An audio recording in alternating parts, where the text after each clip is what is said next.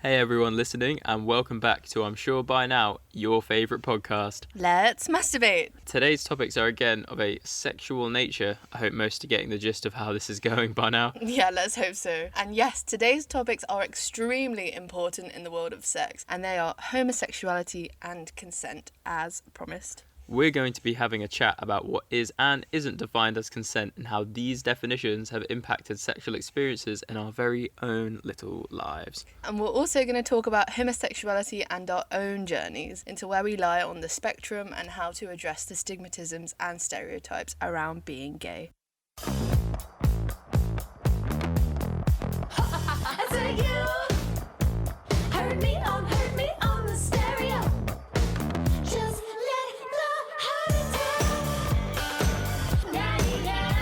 Shake it up, be cool, work it out, do you. Cool, I love that little bop. Me too. So I think to get the ball rolling on these very important topics is to really define what consenting to a sexual scenario really means. Yeah, absolutely. If you don't know what it means to give consent or your rights to maybe revoke your consent, you may be in some dangerous situations that you might not even realise could happen to you. Yes, unfortunately, I have been in some situations where I've wanted to revoke my consent and haven't. And I've sadly fell victim to non-consensual sex, which I will go into a bit more detail later on. So, just a little bit of information from the NHS website. It states that consent is defined by Section 74 of the Sexual Offences Act 2003 for someone to consent to vaginal, anal or oral penetration only if she or he agrees by choice to that penetration and has the freedom and capacity to make that choice. Consent to sexual activity may be given to one sort of sexual activity but not another, e.g. to vaginal but not anal sex or penetration with conditions such as wearing a condom. Consent can be withdrawn at any time during sexual activity and each time the activity occurs. So, what does that really mean when broken down? Well, basically, I think that kind of means that consent is very dependent on a particular activity that you're wanting to partake in. Yeah. So you can have said yes to wanting penetrative sex as long as there's a condom used, but imagine the guy just decides that he doesn't want to wear a condom anymore, either at the beginning or halfway through, and takes it off. Right, yeah. You're no longer having consensual sex. That breaches the rules, doesn't Yeah, it? it breaks what you've kind of agreed on consenting to have sex in the first place. So technically that would be considered rape? Yeah, I think there's no really such thing as non-consensual sex. It is unfortunately just classified as rape. Oh, yeah, scary stuff. And understanding the terms that you've agreed to have sex is extremely important in having a happy and safe time. Yeah, I definitely agree. I mean, being a subject to rape, I can imagine, has a huge impact on your life, i.e., mental health, overall well-being, I think would take a massive hit from an experience that traumatic. Yeah, and it's also important to address the myths and stereotypes surrounding rape. For example, the clothes a person is wearing, how much you've had to drink, and not fighting back are huge and really, really damaging, especially to those who blame themselves for what's happened to them. As all victims do need to know that it's not your fault, as no one should be partaking in any sexual activity without defining what you have consented to. Definitely, yeah. No victim blaming. Definitely not. Yeah, not saying no isn't really enough. The NHS page clearly says that most victims don't fight. Resistance and self-protection/defence is often done through dissociation from the situation. Yeah, I can imagine that freezing up or just not seeming interested is classified as not consenting because you're just not saying yes. Yeah. I feel like there's times that you want to revoke or just not consent and you don't want to flat out say no. Yeah, exactly. I mean, it sounds pretty wild, but it says here that often cases victims try to befriend the defendant. Yeah, I can imagine that. A way to get out of the situation because you obviously not want to come across as negative or rude. Yeah, any effort really to prevent, stop or limit any sexual contact that's going on. I guess it wouldn't have to even succeed for it to be... No, you just have to have made an effort to say no, and that can just be through wanting to be friends. That is enough to imply that you do not want to have sex. Yeah, absolutely. Yeah, and with that influx of definitions and info, I'm fully psyched to share an experience of mine from a couple of years ago that had a huge impact on my life and really gave me the perspective of what consent really is and how it wasn't technically given.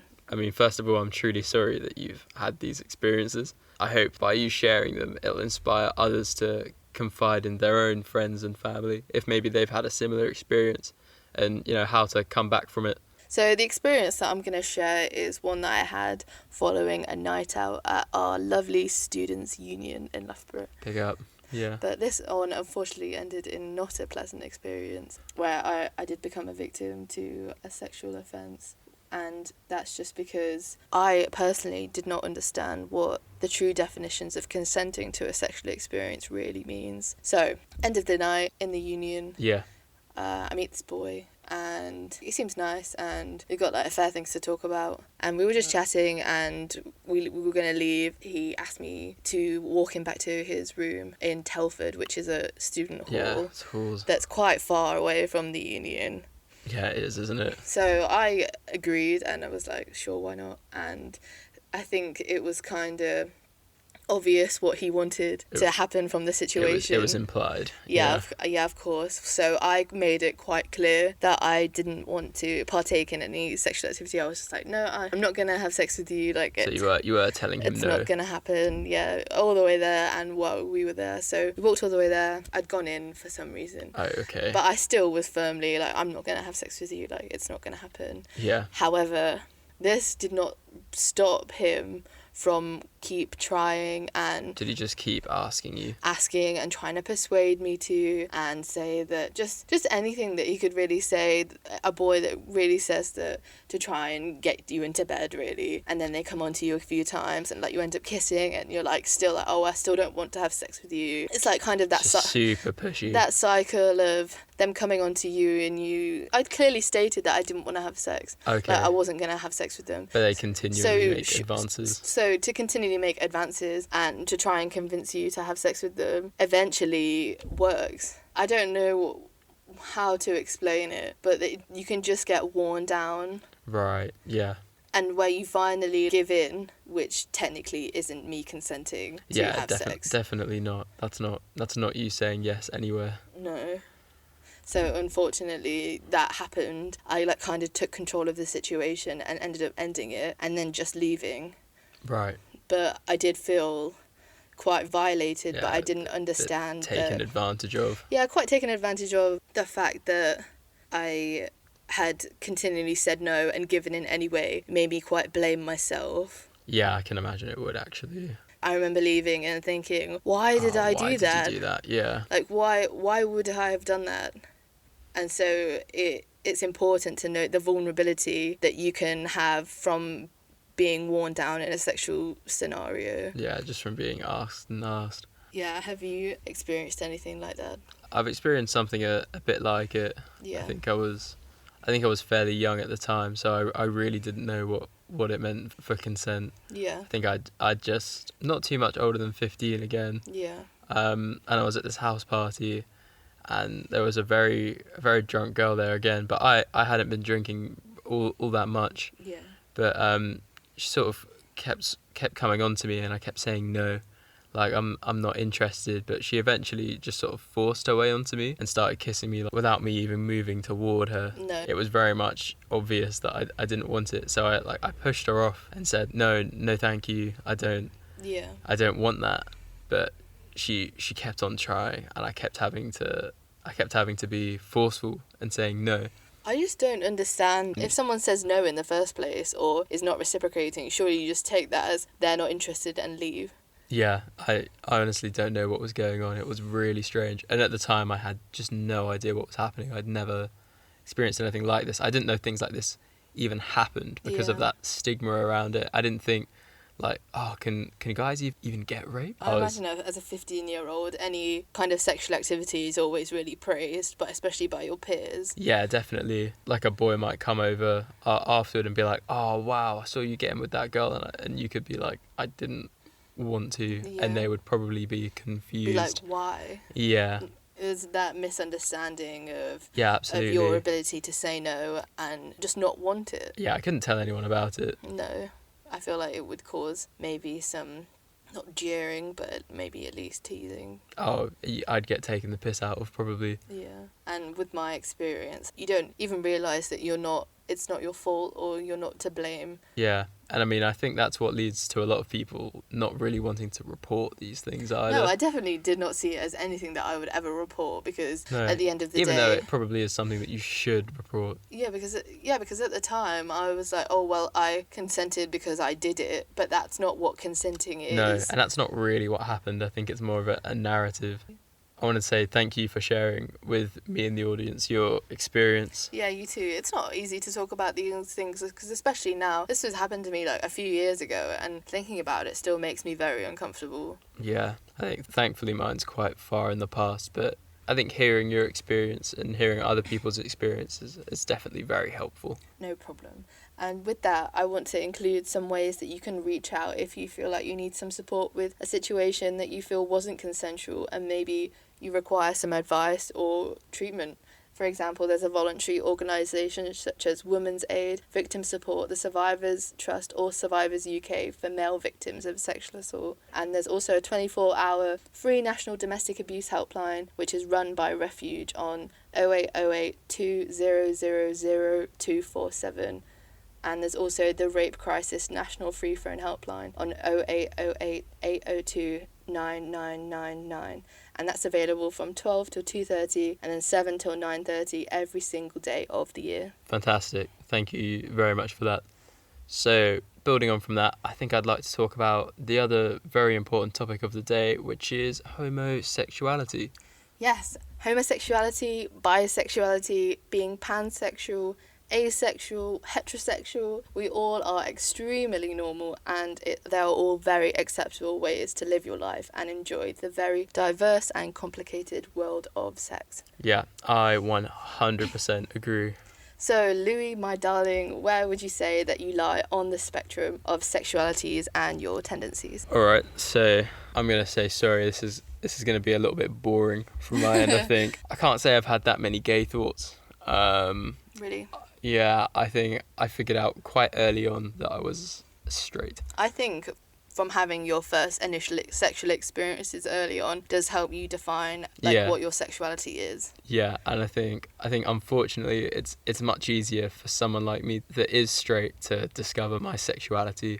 I think just due to the prevalence of it that's in our society and in our media, I think it would have taken me a lot longer to discover my sexuality had it been alternate. Like the heterosexuality was, well, still is classified as most prevalent norm, as it's still a thing to come out, and you're automatically definitely assumed as heterosexual if you don't come out as bisexual or homosexual. Yeah, which I think a bit in itself is wrong, because you it sort always of... used to confuse me. Yeah, it's sort of, you get assigned this without this any... is your default sexuality. Any of your say-so, and it can be so confusing when you realise that actually you're not that.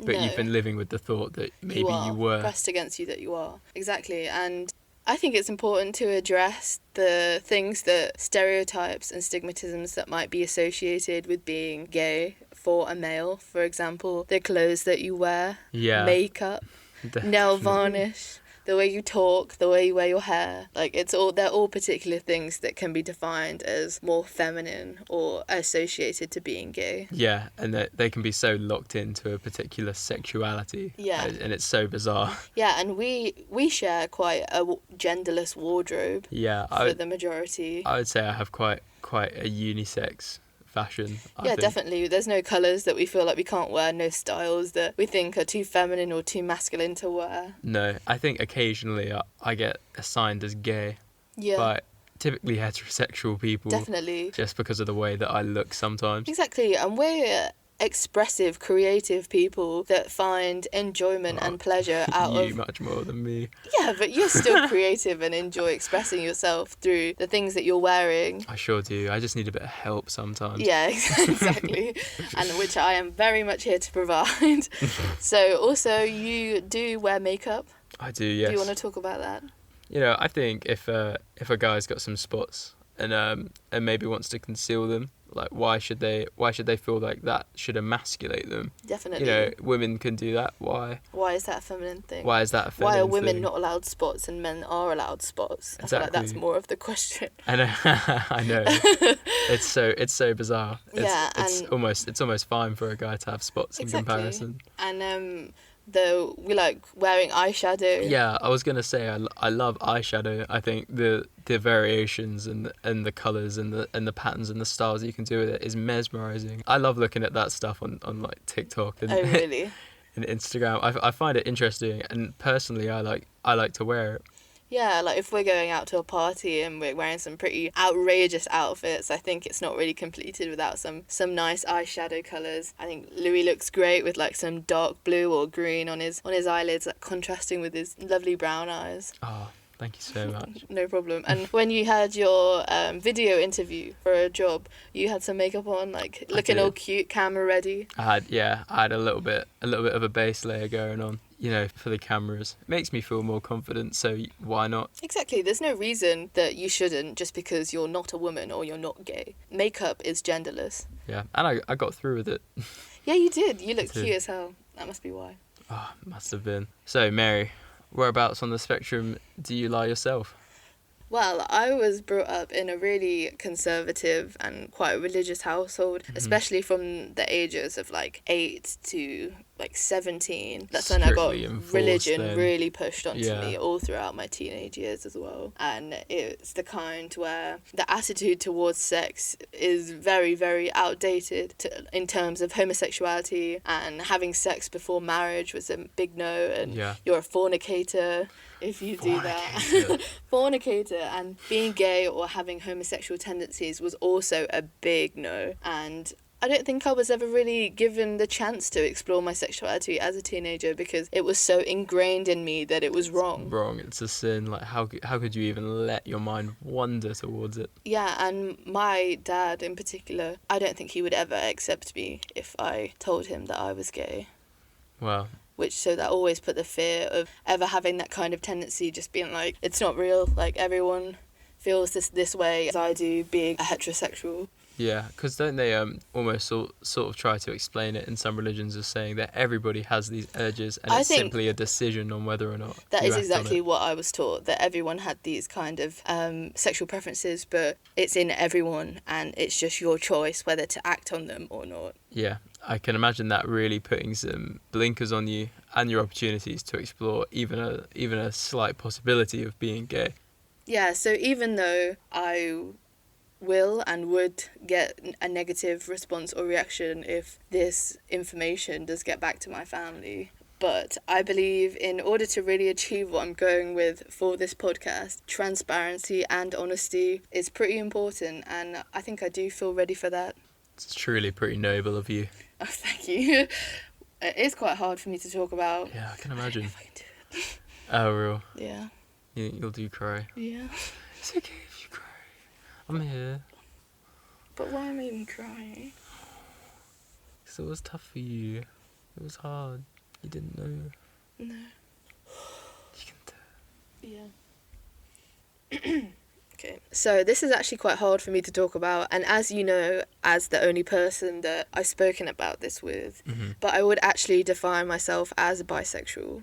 Yeah. And this is a particularly recent label I'm using, as it's only really in the past few months as I've really been able to think about it and come to terms with it really in my own head, let alone tell anyone else. Yeah. What do you think has helped you to make this discovery? Well, since we moved out and into our own place, I feel like I've really, really become an adult in the full sense of the word, because even before, when I'd moved out into a student accommodation, there's still that structure.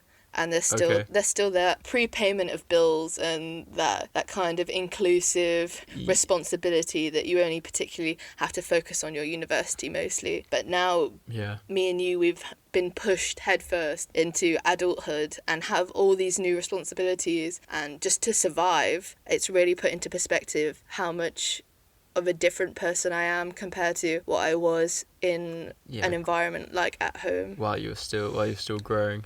Yeah, definitely. And becoming that independent adult, the think that I've been able to discover who I really am. Yeah, and I think maybe it causes you to look back and have a good look at yourself, really. Yeah, because being at home, I felt like I couldn't express myself honestly, because my parent, or my dad in particular, had negative opinions towards like dyeing your hair or wearing excessive makeup or the clothes that you were wearing. He had very, very conservative opinions. Anything that even could sort of have a connotation to something like that. Yeah, he was like, everybody looks best with their natural hair and natural face. Like, that's the way God gave it to you. Like, don't insult him. That kind of perspective. Wow, yeah. But your hair grows back. Your hair changes, and there is no reason why you shouldn't feel like you can't dye it. Yeah, definitely. To express yourself. And I just want to say that I'm so proud of you for being able to come out like you did, and I support you 110%. Firsthand, I saw how difficult it was for her. It was eating away at you for a little while, actually. Yeah. And you know, we weren't really having sex at the time, and you felt distant. But once you had gotten it out, things improved. And genuinely, I was so happy for you that you felt comfortable to tell me. Yeah. And really be the person that you are. Oh, thank you. I remember that we were having quite a difficult time. It was a couple of months ago, and we were getting really distant, and I felt quite confused and just in general not having a good time. And when I really was able to establish who I am as a person, I felt a big relief being able to tell you. That's good. Yeah, I'm so happy about that. And it's important to remember that, you know, this might not always be the case, and your feelings and desires towards the same or opposite sex are valid, but also do not define you. Yeah, they don't define you. Just from what you find attractive and what you want out of a relationship does not define you as a person. No. And anyone that tells you that it does is wrong.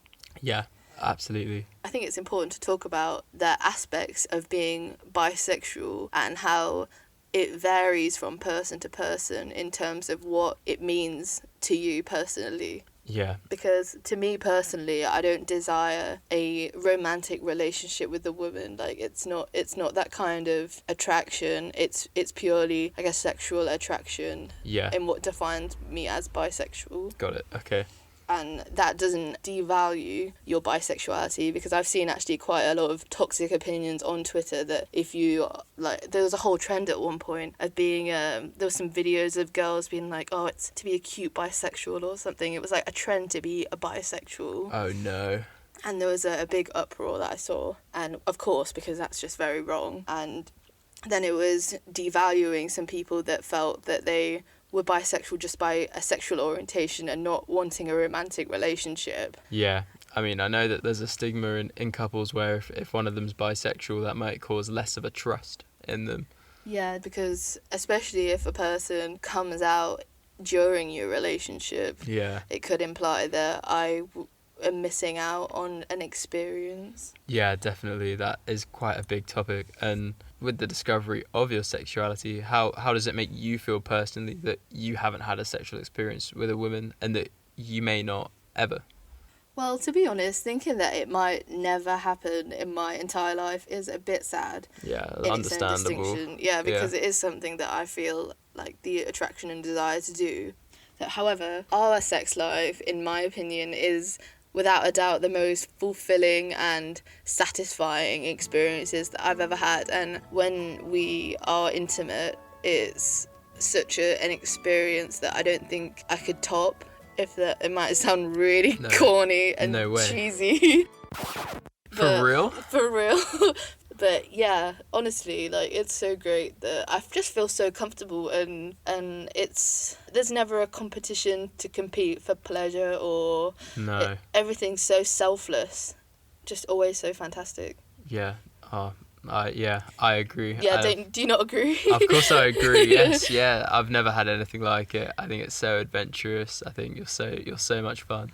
Yeah, and there's nothing that I feel like I would want to do and not feel comfortable telling you. Like, we've experimented and done and tried and used stuff and had an amazing, comfortable time. Yeah. And there's nothing that I want to try that I don't feel like I can ask or tell. Yeah, and anything I think could be brought up, and I think that's the way that it should be. We stand a judgment-free relationship. Yeah, having an open mind is 100% essential, and we definitely both have it, and I think we've built a trust with each other. Yeah, we have. The trust that we have built is just fantastic, because it's not just the physical aspect of it, it's the emotional and the mental, and it's All just of those. just the big loves that we have for each other. Yeah, and I mean that's probably why we can sit down and talk about it for 30 plus minutes and then, and then whack it online. Whack it online Nah. for anyone to listen to. So yeah, my answer to that question is no. I don't think I'm missing out on something, and I don't feel like I'm gonna seek it outside of our relationship. Well, that's a relief. I bet.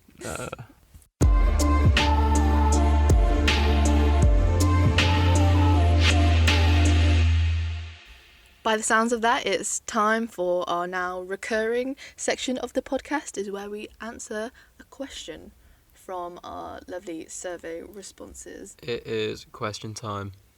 Question time. So this episode's question is, how much societal pressure is there for women to behave a certain way sexually?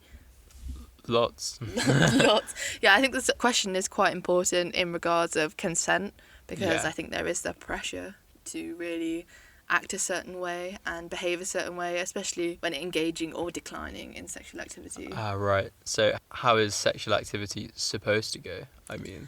Well, I think the main ideology that men or women or anyone that's expecting a certain thing from a gender in regards of sex is pornography. I think their ideas of based off how women are supposed to look and feel and sound are really just from things that aren't real. Yeah, really based on fiction. Yeah, exactly, which is what pornography is, if anyone wants to know, needs to know that. It's a film. It's not real.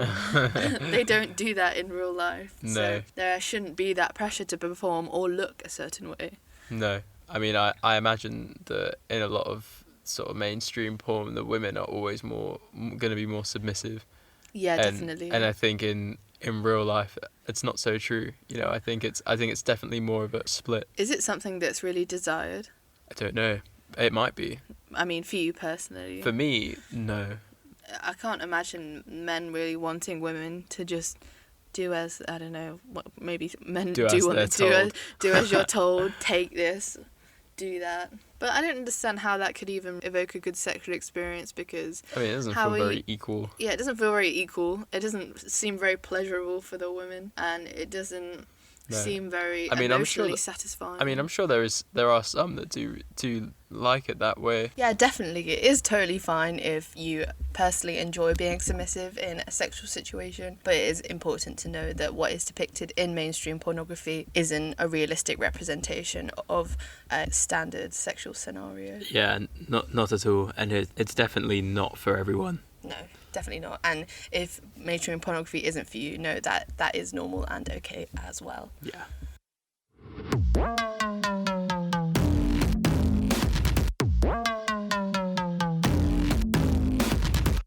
With that, I think it's a good time to wrap up this episode. For sure. I think that I would want people to take away from this is that it's okay and acceptable to keep your sexuality to yourself until you feel safe or comfortable enough to share it with somebody that you trust. Definitely, your sexuality or who you love does not define you as a person, and it's also okay not to know yet, and be sure that your journey to having incredible safe sex is to remember what defines consent, and that there is no such thing as non-consensual sex. It is in fact a sexual assault, but there is a lot of support and guidance out there, as well as with the people you love and trust.